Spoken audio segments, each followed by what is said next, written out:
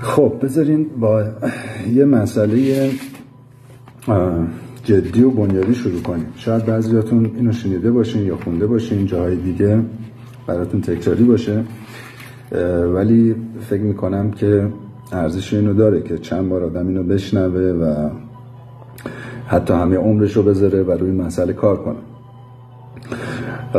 خب آماده باشین برای پرواز.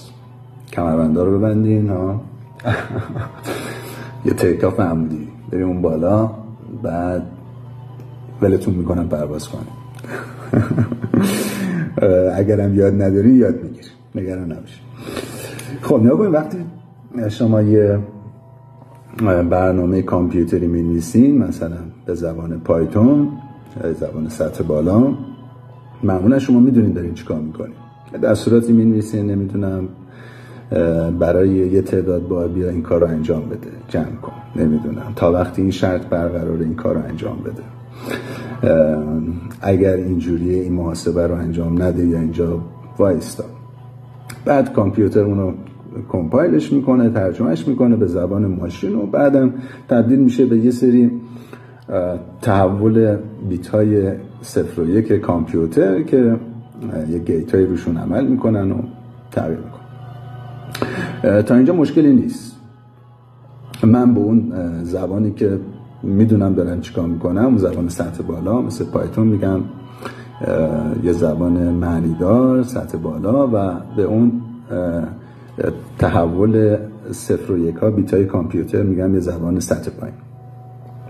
سوال اینه که چطور، حالا برعکس مسئله، اگه یکی به شما تحول 0 و 1 ها بیتای یه سیستم رو بده و ازتون این سوال رو بپرسه که آیا این سیستم داره محاسبه معنیداری انجام میده یا نه،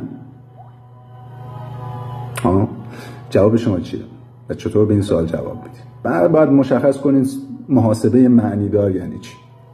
اینو باید کمبیش کرد.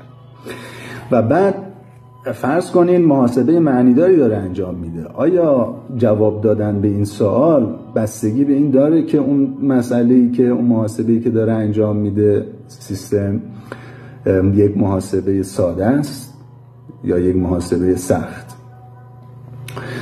آیا میشه گفت که اگه محاسبه ساده باشه من میتونم به راحتی از اون زبان سطح پایین بیام به سطح بالا، یا میشه گفت اگه محاسبه سخت باشه برای منم سخته که از اون زبان سطح پایین بیام به زبان سطح بالا، یا نه، یا برعکسش؟ این سختی که میگم و کامپیوتر ساینتیستا دقیق تعریف میکنن که سختی محاسباتی یعنی چی و اونجا کلاس بندی میکنن. این مسئله است، مسئله جدیه، تو جاهای مختلف سرکلش پیدا میشه. تو فیزیک ما اون زبان سطح پایین رفتار ذراتیه که مشاهده میکنیم، طبیعت، و بعد سعی میکنیم یه معنی به اینا بدیم، قوانین بنیادی فیزیک رو به دست بیاریم. یه زبان یک کم سطح بالاتر، توش تصاویر فیزیکی برای خودمون درست میکنیم، معنی فیزیکی درست میکنیم و باهاش سعی میکنیم یه کاری کنیم، پیش بینی کنیم، توضیح بدیم یه چیزایی رو. و بعد از اون قوانین بنیادی باز سعی میکنیم مثلا قوانین سطح بالاتر به دست بیاریم، یا زبانهای سطح بالاتر برای طبیعت، توصیف طبیعت، ترمودینامیک مثلا. و این در حقیقت کاریه که داریم تو فیزیک انجام میدیم. همین سوالو میشه برای نوروساینتیستا پرسید، اون مسئله اوناست.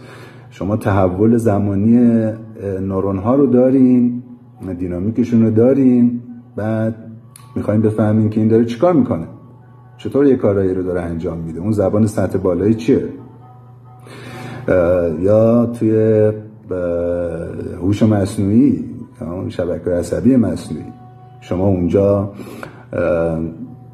شاید میدونیم ورود و خروجی چی میخوان، یادش دادین چیکار کنه، ولی اینکه چطور داره این کارا رو میکنه، اون زبان سطح بالا، معنی اون کاری که داره انجام میده تو اون لایه‌های پنهان وسطی، اینا چیه؟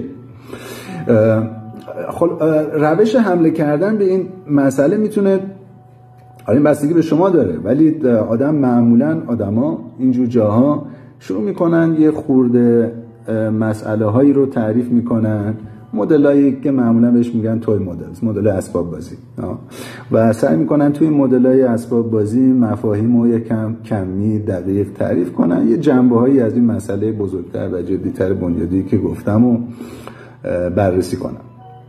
میشه اینجوری رفت جلو. تو فیزیک چیکار میکنیم؟ ما معمولا اون زبان سطح پایین رو مشاهده میکنیم، بعد برای هر قسمت سعی میکنیم یه فرضیه درست کنیم، یه زبان سطح بالاتره، بعد چکش میکنیم ببینیم میخونه این معانی که درست کردیم با مشاهداتمون، تصحیحش میکنیم، دوباره مشاهده میکنیم، این فرضیه رو سعی میکنیم بهترش کنیم و سازگارترش کنیم، اون زبان سطح بالا رو، اون معانی فیزیکی که از تئوریمون در میاد اون زبان سطح بالا رو سازگار کنیم با اون چیز مشاهدات سطح پایین. میشه همین روش فیزیکی رو توی اون خورده مسائلی که من گفتم انجام داد، یا شاید یه راه دیگه، نمیدونم، شاید این راهی که ما داریم انجام میدیم لزوما بهترین راه نباشه، شاید یه راه دیگه،